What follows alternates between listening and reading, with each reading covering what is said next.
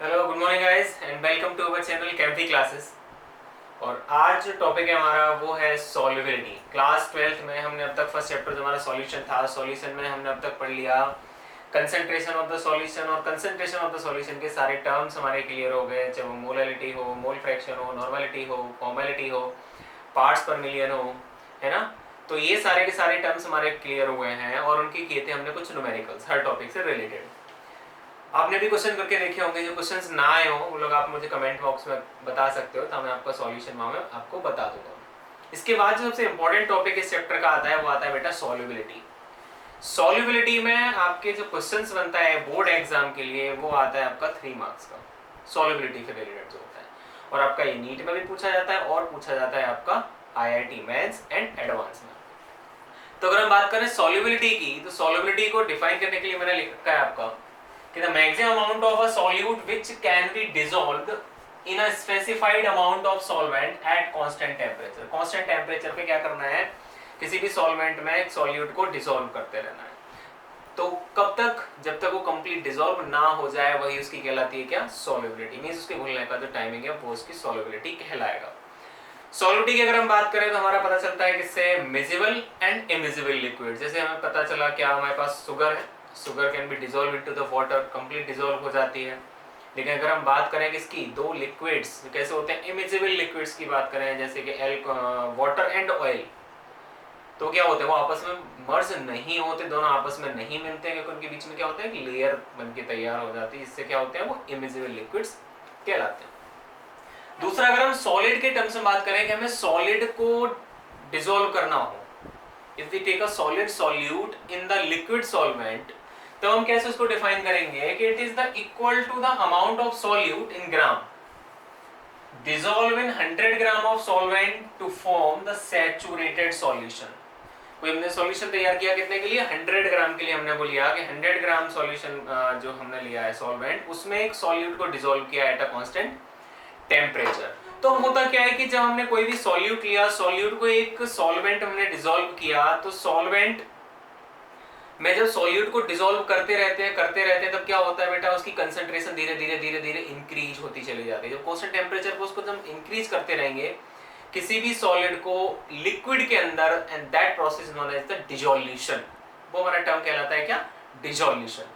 तो सॉल्युबिलिटी जो है हमारी वो क्या होती है कि सॉल्युबिलिटी तो हो गई बेटा क्या कि किसी भी सॉल्यूट को लिक्विड में डिसॉल्व करना, जिसमें हमने दे रखा है क्या, the maximum amount of solute which can be dissolved in a specified amount of solvent at constant temperature. तो ये हुआ सॉल्युबिलिटी। अब आपकी क्लास 12th में सॉल्युबिलिटी को जो है वो अलग अलग टर्म्स में डिफाइन किया गया है। सबसे पहला हमारा जो आता है वो आता है solubility of solid in liquids. तो यहाँ टोटल हमें पढ़ना है बेटा 3 टाइप से पढ़ना है, जहाँ सॉल्युबिलिटी हम लोग जानेंगे और सॉल्युबिलिटी से रिलेटेड हमारे कुछ केसेस होंगे जो काफी इंपॉर्टेंट है। सबसे पहला जो हमारा होगा वो होगा solubility of solid solute in liquid solvent. Second होगा बेटा आपका solubility of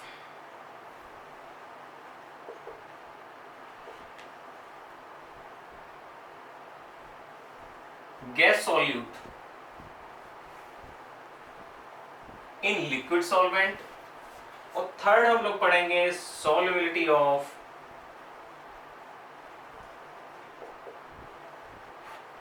liquid solute in liquid solvent. तो हमें पढ़ने को मिलेंगे यहाँ पे क्या, 3 टाइप की सॉल्युबिलिटी। यहाँ पढ़ेंगे solubility of A solid, solubility of a gas and solubility of a liquid in liquids. सबसे पहला हमारा इसमें आता है solubility of a solid solute in liquid solvent. We just dissolve the solid solute in the liquid solvent. So everybody know that a solid can be dissolved into the water, dissolved into the liquid, but it is not for every solid. Just like we have a salt, sugar, urea, etc., which are dissolved into the water, but naphthalene, carbon tetrachloride, these are the solid which are not dissolved into the water, they are dissolved into the benzene very easily. so it is not possible that every solid is dissolved into the water very easily. Means होता क्या है कि that is depend on the intermolecular force of the particle. Particle के intermolecular force पे depend करेगा कि कौन किस में डिसॉल्व होगा और कौन किस में डिसॉल्व नहीं होगा. उसका सबसे अच्छा तरीका हमारा क्या है, लाइक इनटू लाइक और डिसलाइक इनटू डिसलाइक. मीन सीधी बात ये है कि भैया जो पोलर होगा, जो पोलर सॉल्यूट होगा वो पोलर सॉल्वेंट में डिसॉल्व हो जाएगा, जो नॉन पोलर सॉल्यूट होगा वो नॉन पोलर सॉल्वेंट में डिसॉल्व हो जाएगा. तो वहां से हम पता लगा सकते हैं कि कौन डिसॉल्व होगा कौन डिसॉल्व नहीं होगा. वो डिपेंड करेगा किस पे, nature of solute and nature of the solvent. बात अगर हम करें इसकी सॉलिड की, सॉलिड को जब हम क्या करते हैं लिक्विड में डिसॉल्व किया तो क्या होता है कि सॉलिड को लिक्विड में जब डिसॉल्व करते रहते हैं तो एंटायर रेंज उसको हम जब डिसॉल्व करते चले जाते हैं तो धीरे धीरे क्या होता है बेटा, उसकी कंसंट्रेशन जो होगी सॉल्यूशन की वो इंक्रीज हो जाती है. कंसंट्रेशन जो होती है वो डिपेंड किसके ऊपर करती है, अमाउंट ऑफ द सॉल्यूट पे. तो धीरे धीरे जब उसकी कंसंट्रेशन बढ़ेगी तो that process known as the dissolution. Means हमारे पास कोई है सॉल्यूट और उसमें ऐड किया, हम किसमें ऐड कर रहे हैं उसको, हम सॉल्वेंट में रेगुलरली ऐड करते जा रहे हैं, तब जाके बनाएगा हमारा क्या, सॉल्यूशन. तो वो तो कहलाता है हमारा क्या, सॉल्यूशन. और ये जो प्रोसेस हुई सॉल्यूट में, सॉल्यूट को किसे मिलाया, सॉल्वेंट में डिसॉल्व कराया, डिसोसिएट कराएंगे तो this process known as the dissolution.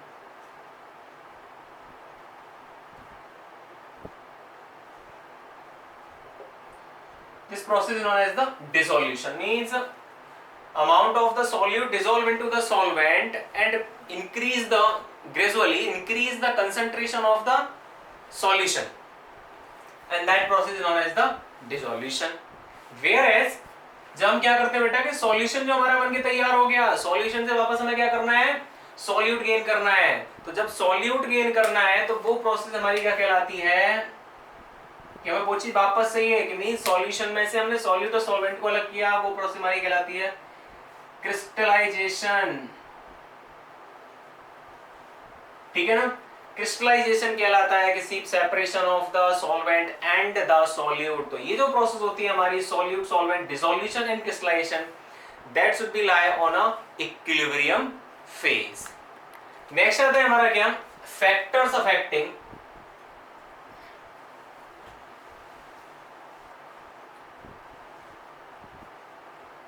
the solubility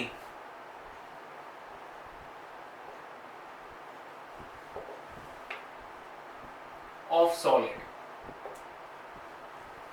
कौन कौन से फैक्टर हैं जो क्या करते हैं, सॉल्युबिलिटी को अफेक्टेड करते हैं. पहला हमारा आता है nature of solute.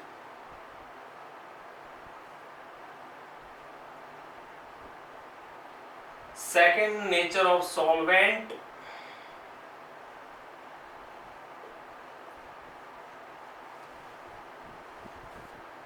And third is effect of temperature.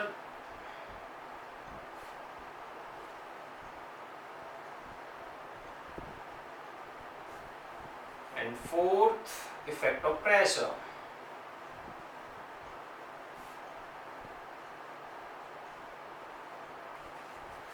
There are the four factors on which a solubility depends. First is nature of solute, second nature of the solvent, effect of temperature and effect of pressure.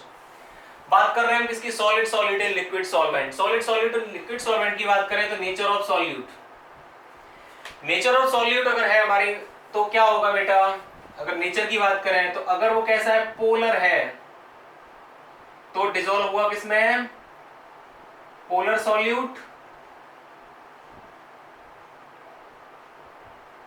Dissolve in polar solvent.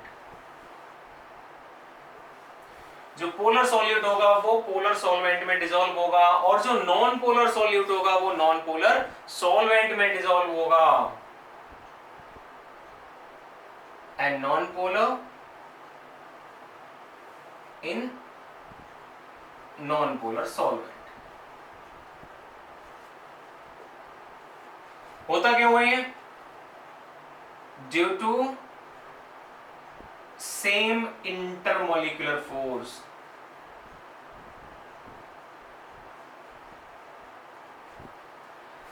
उन particle का जो intermolecular force होता है वो कैसा होता है, same होता है, पोलर का पोलर जैसा होगा, नॉन पोलर का नॉन पोलर जैसा होगा, जिसके बीच में इंटरमोलिकुलर फोर्स पर डिपेंड करता है हमेशा क्या, सॉल्युबिलिटी। तो सॉलिड और सॉल्वेंट दोनों यहां से क्लियर हो जाते हैं। सिर्फ सॉलिड, लेट्स सपोज सॉल्यूट में हमने क्या किया, हमने ले लिया सैंड को, and sand dissolve into the solvent, solvent हमारा लिक्विड है, क्या होगा, नहीं डिसॉल्व हो सकती। तो मींस क्या हुआ कि ये डिपेंड करता है कि इस पे नेचर ऑफ सॉल्यूट। जरूरी नहीं है कि हर सॉल्यूट लिक्विड में डिसॉल्व हो जाए, और ये भी जरूरी नहीं है कि हर जो लिक्विड जो सॉल्यूट आसानी से डिसॉल्व हो जाता है लिक्विड में, वो सॉल्वेंट में भी आसानी से डिसॉल्व हो जाए। जितने भी आयोनिक कंपाउंड होते हैं, चाहे NaCl हो गया आपका, पोटेशियम ब्रोमाइड हो गया, पोटेशियम क्लोराइड हो गया, जितने भी कंपाउंड है सारे के सारे वाटर में डिसॉल्व हो जाते हैं, क्योंकि दोनों कैसे नेचर में, पोलर होते हैं। और जो नॉन पोलर कंपाउंड्स है, covalent compounds, organic compounds are, most of organic compounds are non polar and they dissolve into the organic compounds. Just like आपका क्लोरोफॉर्म हो गया, आपका बेंजीन हो गया। तो नॉन पोलर कंपाउंड किसमें डिसॉल्व होते हैं, नॉन पोलर सॉल्वेंट में, and polar solute are dissolve in the polar solvent. तो ये चीज हमारी क्लियर हो जाती है कि nature of the solute and nature of the solvent, कि पोलर पोलर में डिसॉल्व होगा and non polar solute non polar solvent में ही डिसॉल्व होगा। Next is the temperature, effect of the temperature. Temperature का क्या फर्क पड़ेगा, तो टेम्परेचर का इफेक्ट कब पड़ता है, देखो सॉलिड सॉल्यूट है हमारा, सॉलिड सॉल्यूट को डिसॉल्व कर रहे हैं हम किसमें, लिक्विड सॉल्वेंट में। तो सबसे पहले लिया हमने क्या, in a saturated solution. Saturated solution क्या होता है कि specific amount of the solute dissolve in the solvent.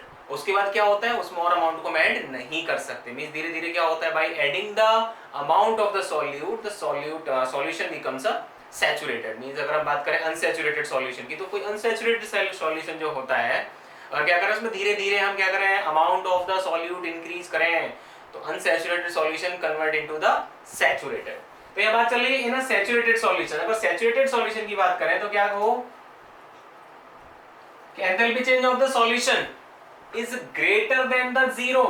अगर एंथैल्पी चेंज उसका जो है वो क्या है बेटा, जीरो से ज्यादा है, तब क्या होगा, सॉल्युबिलिटी इंक्रीज, सॉल्युबिलिटी इंक्रीज होगी with rise the temperature.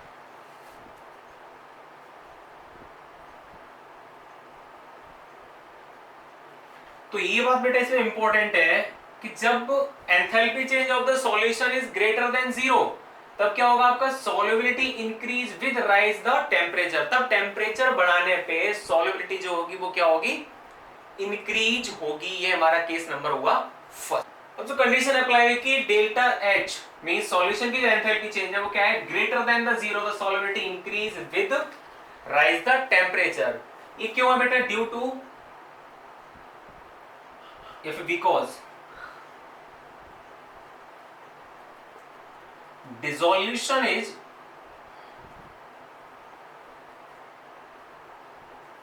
Endothermic. Dissolution कैसा है बेटा, एंडोथर्मिक है।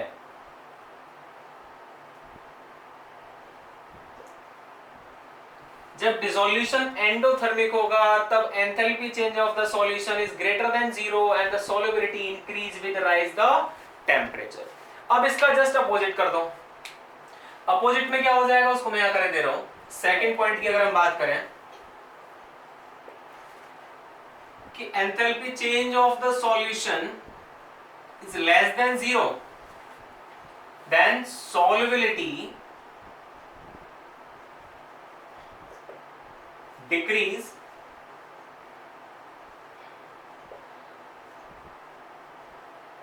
With rise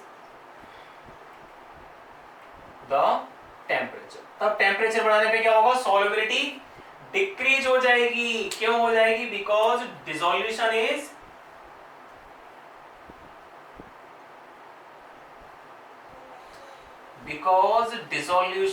is exothermic.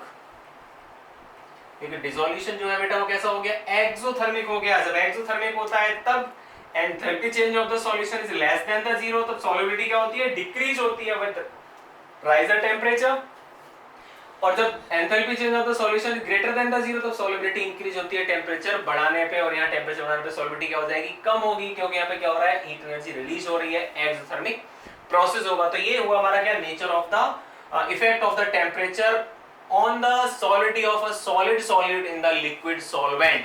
Mean simply अगर हम बात करें शुगर की, तो शुगर को अगर वाटर में डिसॉल्व करते हैं तो क्या हो, पानी अगर गर्म हो तो चीनी क्या होती है, शुगर आसानी से डिसॉल्व हो जाती है, क्योंकि पार्टिकल के बीच में क्या होगा, जैसे गर्म करेंगे लिक्विड पार्टिकल बीच में और ज्यादा गैपिंग आएगी, शुगर पार्टिकल्स है वो ब्रेक डाउन हो जाएंगे, काइनेटिक एनर्जी बढ़ेगी, काइनेटिक एनर्जी बढ़ने से क्या हो जाएगा, sugar easily dissolve into the water.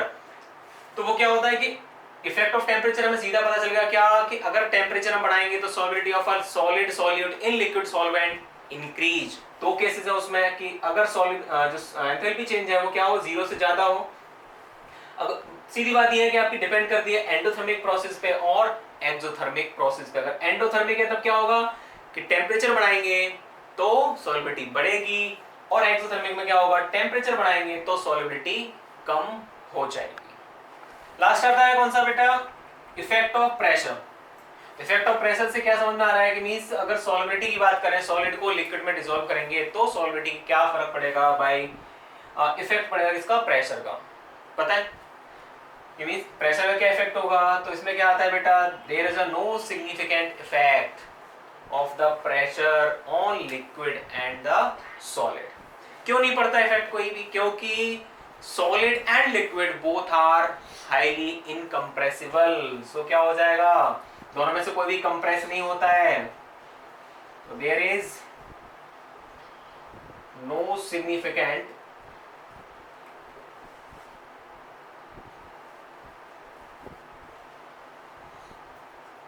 effect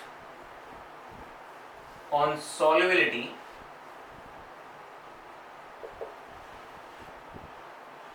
because solid and liquids are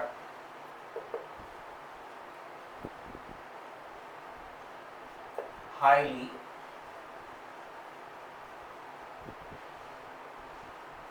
incompressible। So means क्या हुआ, प्रेशर का कोई इफेक्ट नहीं पड़ेगा। There are the four effects, four factors on the solubility of a solid solute on in the liquid solvent. Next आता है हमारा कौन सा, solubility of liquid solute gas solute in liquid solvent. Next आता है solubility of gas solute in liquid solvent. Same वही conditions apply होती है यहाँ भी जो हमारी अप्लाई हुई थी सॉलिड सॉल्यूट को किसमें, लिक्विड सॉल्वेंट में। इसके भी आते हैं factors affecting the solubility of a gas. सबसे पहला नेचर ऑफ सॉल्यूट, डिपेंड करेगा nature of solute and solvent. तो क्या हो जाएगा बेटा, सेम हो जाएगा कि polar solute dissolved in polar solvent. Polar polar में डिसॉल्व हो जाएंगे, गैस आसानी से डिसॉल्व हो जाएंगे। नेक्स्ट आता है इफेक्ट ऑफ टेम्परेचर। टेम्परेचर का क्या फर्क पड़ने वाला है और प्रेशर का क्या इफेक्ट पड़ने वाला है, दोनों चीजों को एक साथ देख लेते हैं। तो टेम्परेचर हमें क्या करना है, लिक्विड को लिक्विड में डिसॉल्व करना है, किसको, गैस को।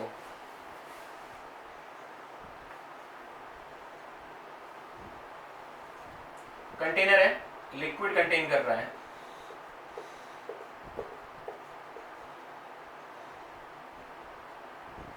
ये गैसियस पार्टिकल्स हो गए, ठीक है ना। अब क्या करना है, अगर हमने टेम्परेचर बढ़ाया, टेम्परेचर बढ़ाएंगे तो टेम्परेचर बढ़ाने से क्या होगा बेटा, टेम्परेचर बढ़ाने पे जो लिक्विड है, लिक्विड के पार्टिकल से मूवमेंट होगा, लिक्विड के पार्टिकल में जब मूवमेंट होगा तो लिक्विड का क्या होगा, प्रेशर इंक्रीज होगा। Means liquid also convert into the vapour, वो कन्वर्ट होना चाहेगा वेपर में। तो क्या होगा, gas can not be dissolve into the water. जो लिक्विड है उसमें गैस मिक्स नहीं हो पाएगी, उसका वॉल्यूम इंक्रीज होगा, वॉल्यूम इंक्रीज होगा तो क्या होगा, लिक्विड भी गैस बनना स्टार्ट हो गया। तो क्या होगा, solubility of a gas in liquid decrease on increasing the temperature. तो अगर सॉल्युबिलिटी की बात करें टेम्परेचर के टर्म्स में तो हमारा फॉर्मूला क्या हो जाएगा कि solubility inversely proportional to temperature. अगर हम सॉल्युबिलिटी की बात करें किसके लिए, गैस के लिए, गैस की किसमें, लिक्विड में, तब क्या होगा, solubility decrease with increasing the temperature. Temperature अगर बढ़ाएंगे तो सॉल्युबिलिटी डिक्रीज होगी, टेम्परेचर कम करेंगे तो सॉल्युबिलिटी बढ़ जाएगी। तो टेम्परेचर कम करने पे क्या होगा, टेम्परेचर डिक्रीज। अगर डाउन करेंगे तो बेटा क्या होगा, वो क्या कहता है, हमारा कंडेंसेशन हो जाएगा। कंडेंसेशन होगा तो gas convert into the liquid, और क्या हो जाएगा, वो आसानी से उसमें मिल जाएंगी, इनविजिबल टाइप का फॉर्मेशन हमारा बन जाएगा। दूसरी बात करें प्रेशर की, तो प्रेशर का क्या फर्क पड़ेगा, देखो यही देख लो, प्रेशर जब इंक्रीज करेंगे तो क्या होगा, pressure is directly proportional to, inversely proportional to the volume. Pressure बढ़ाने पे क्या होता है, वॉल्यूम कम होता है, वॉल्यूम कम होगा तो क्या होगा, इंटरमोलिकुलर फोर्स पार्टिकल क्या करेंगे, एक दूसरे के क्लोज आएंगे, और क्या होगा, प्रेशर इंक्रीज करने पे gases particles are merged into the liquid. So सीधी बात क्या होगी हमारी, pressure is directly proportional to the solubility of a gas in liquid. अगर हम बात करें इसकी गैस की लिक्विड में सॉल्युबिलिटी की बात करें, तो प्रेशर अगर बढ़ाएंगे तो सॉल्युबिलिटी भी इंक्रीज होगी, सॉल्युबिलिटी इंक्रीज होगी, प्रेशर इंक्रीज होगा, सॉल्युबिलिटी इंक्रीज होगी, पार्टिकल एक दूसरे क्या होंगे, पास पास आएंगे, जिससे क्या होगा, gaseous particles are easily mixed into the liquid.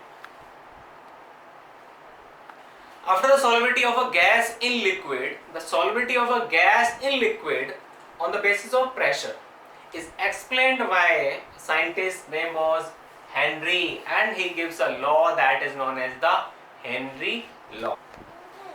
Henry law को करना है डिफाइन, तो हेनरी लॉ क्या बताता है, हेनरी लॉ बताता है solubility of a gas in liquid solvent। तो हेनरी का स्टेटमेंट जो था वो क्या था कि the solubility of a gas in liquid is directly proportional to the pressure of the gas। जो गैस का प्रेशर होगा उसके डायरेक्टली प्रोपोर्शनल होगा, वो कहलाएगा हमारा क्या, Henry law.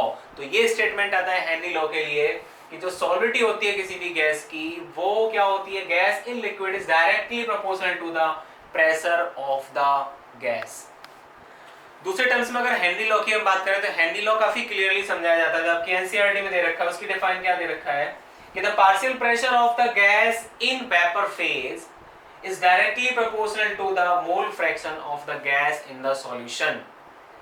The partial pressure of the gas in vapor phase is directly proportional to the mole fraction of the gas in the solution। जो सॉल्यूट हमने गैस ली है, लिक्विड में जब उसको डिसॉल्व करते हैं तो उसका जो पार्शियल प्रेशर होता है वो उस गैस के मोल फ्रैक्शन के डायरेक्टली प्रोपोर्शनल होता है। तो हेनरी लॉ के अकॉर्डिंग क्या होगा बेटा, अर्थात partial pressure is directly proportional to mole fraction of the gas, and mole fraction is represented by chi, and और क्या हो जाता है, partial pressure equals to KH into chi, जहां पे आपका जो KH है वो कहलाता है आपका क्या, Henrys constant.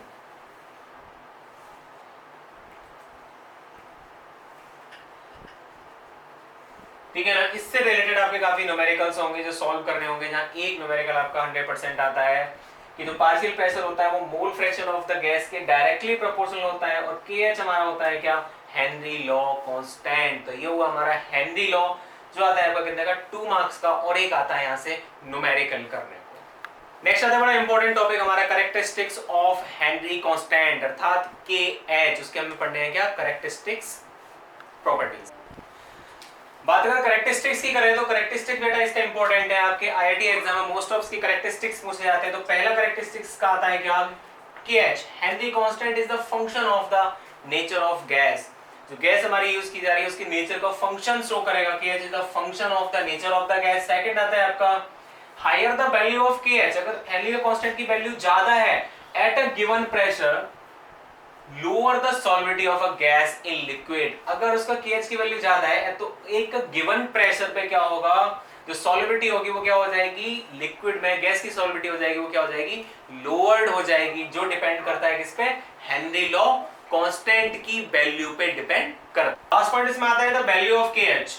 Henry law constant की वैल्यू है इंक्रीज विद इंक्रीज टेंपरेचर, तो टेंपरेचर बढ़ाने पे इंक्रीज होती है, इंडिकेटिंग दैट, वो क्या इंडिकेट करती है, the solubility of a gas increase with increase in the temperature. जो गैस की सॉल्युबिलिटी होगी वो क्या होगी, टेंपरेचर इंक्रीज करने पे इंक्रीज होगी, वो किस पे डिपेंड करेगी, KH की वैल्यू पे डिपेंड करता है। तो टोटल जो हमारा खेल है किसका, कैरेक्टरिस्टिक्स ऑफ KH, वो क्या है कि एक तो नेचर ऑफ गैस रिप्रेजेंट करता है, एक हायर वैल्यू अगर उसकी ज्यादा होगी किसी भी गिवन प्रेशर पे तो क्या होगा, सॉल्युबिलिटी ऑफ अ गैस क्या हो जाएगी बेटा, लोअर्ड हो जाएगी। तो ये हो गए हमारे फंक्शन ऑफ द KH, जो आता है हमारा किसमें, हेनरी लॉ कांस्टेंट के अंतर्गत। हेनरी लॉ से आता है कोई क्वेश्चन आता है कि H2S is a toxic gas, wrote an egg-like smell, and it is used for the qualitative analysis. The solubility of H2S in water at STP, standard temperature and pressure पे कितना दिया गया है इज 0.195 m। ये बेटा m का के लिए स्टैंड करती है फॉर मोलैलिटी, ठीक है ना। मोलैलिटी बता रहा है, मींस मोलैलिटी का मतलब क्या हो गया, मोल पर किलोग्राम, ठीक है ना। Calculate the Henry law constant, Henry law constant की वैल्यू बताइए। कई बार क्या होगा, आपको क्वेश्चन में आपको एसटीपी दे रखा होगा, कई बार नहीं दे रखा होगा। तो H2S गैस के लिए अपना जो पर्टिकुलर है वो कितना होता है 0.987 बार। इस क्वेश्चन में दिया गया है the pressure of H2S gas at STP is 0.987 बार। तो ये आपको क्वेश्चन दिया गया है, इंटेस्ट क्वेश्चन है आपकी एनसीईआरटी बुक का, जिसे हमें करना है सॉल्व। तो उससे पहले क्या हुआ, सॉल्युबिलिटी हमारी कितनी रखी है 0.195 m मींस मोल पर किलोग्राम। तो क्या हो गया कि 0.195 mole of H2S in 1 kilogram of the water. 1 kilogram पानी में कितना है हमारा 0.195 मोल ऑफ H2S को डिसॉल्व किया गया है। अगर हम बात करें फॉर्मूले की, तो हेनरी लॉ कांस्टेंट के लिए फॉर्मूला क्या होता है, प्रेशर इज इक्वल्स टू होता है हमारा KH इनटू chi। निकालना क्या है, हमें KH निकालना है, तो KH इक्वल टू क्या हो जाएगा आपका P अपॉन chi। आपका प्रेशर दे रखा है, प्रेशर आपको क्वेश्चन आई थिंक बुक में नहीं दे रखा है ये वाला प्रेशर 0.987। तो आप याद कर लो कि एसटीपी पे जो प्रेशर होता है वो कितना होता है 0.987 बार होता है। अब क्या करना है कि हमें इतना मिल गया, हमें क्या चाहिए मोल फ्रैक्शन। तो मोल फ्रैक्शन ऑफ H2S की अगर बात करें तो क्या हो जाएगा N of H2S upon N of H2S plus N of H2O। यहां से निकल के आएगा हमारा क्या मोल फ्रैक्शन। मोल फ्रैक्शन के लिए क्या है बेटा, देखो number of moles, number of moles क्या है N ऑफ H2S कितना दे रखा है, N of H2S equal to दे रखा है 0.195 मोल। हमें निकालना क्या है N ऑफ H2O। तो H2O कितना दे रखा है, मास अपॉन मोलर मास, मास कितना दे रखा है 1000 ग्राम और होता कितना है 80। इसको कैलकुलेट करेंगे तो आएगा 55.55 मोल। वैल्यू पुट करेंगे यहां तो ये हो जाएगा आपका 0.195 अपॉन 0.195 प्लस 55.55। इसे कैलकुलेट करो जरा, बताओ मुझे कैलकुलेट करके कितना आ रहा है। मोल फ्रैक्शन आया आपका 0.0035। इसकी कोई यूनिट नहीं होती है। मोल फ्रैक्शन में एक बात और याद रखनी है कि मोल फ्रैक्शन डेसिमल के मिनिमम 3 डिजिट्स तक फाइंड आउट करते हैं। ये फाइंड आउट हो गया हमारा, क्या निकालना है KH इक्वल्स टू होगा प्रेशर आपका दे रखा है 0.987 अपॉन जो आपका आया मोल फ्रैक्शन 0.0035। कैलकुलेट करके बताओ जरा KH इक्वल्स टू आपका कितना आ रहा है, KH हेनरी लॉ कांस्टेंट की वैल्यू आपकी कैलकुलेट करेंगे तो ये आएगा 282 बार।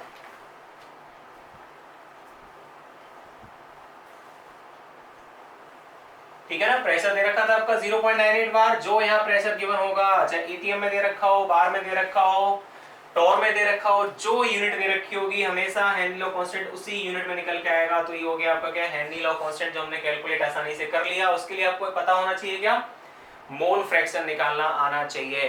तो ये हुआ हेनरी लॉ कांस्टेंट और जाना हमने कैरेक्टरिस्टिक्स ऑफ द KH। इसके बाद जो अगले वीडियो में होगा वो होगा हमारा क्या application of Henry law, limitation of Henry law and Raoult's law. तो नेक्स्ट वीडियो देखिए, और इस वीडियो को अगर आपको समझ में आता है इसको लाइक कीजिए, और चैनल को सब्सक्राइब नहीं किया है तो उसको सब्सक्राइब कीजिए। और देखते हैं अगले वीडियो में हम वो होगा हमारा क्या limitation of Henry law and application of Henry law and Raoult's law.